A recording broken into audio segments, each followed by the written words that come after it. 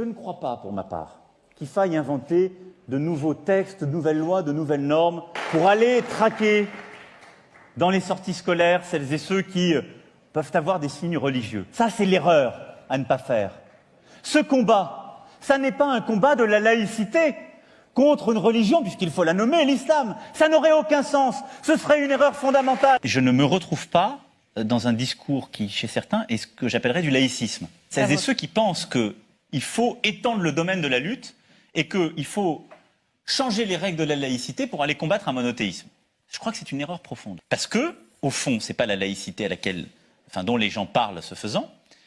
Ils parlent de leur rapport à l'islam. Je suis pour éviter, comme d'ailleurs le piège nous est tendu par celles et ceux qui veulent diviser la société, d'en faire un grand débat de laïcité. Le piège dans lequel vous êtes en train de tomber, Madame Le Pen, par vos provocations, c'est de diviser la société. C'est de faire que les plus de 4 millions de Françaises et de Français, dont la religion et l'islam, et qui sont pour la très grande majorité absolument pas dans le communautarisme, mais qui vivent dans notre République, c'est d'en faire des ennemis de la République. Eh bien, moi, non. Les Français s'aperçoivent de la justesse des analyses et des solutions de Marine Le Pen. Aujourd'hui, les Français se disent, bah oui, Marine Le Pen, elle a raison, elle a fait les bonnes analyses et surtout, elle a les bonnes propositions. Et on le voit quand le gouvernement reprend ou essaye de reprendre peu à peu un certain nombre de celles-ci. Ça valide.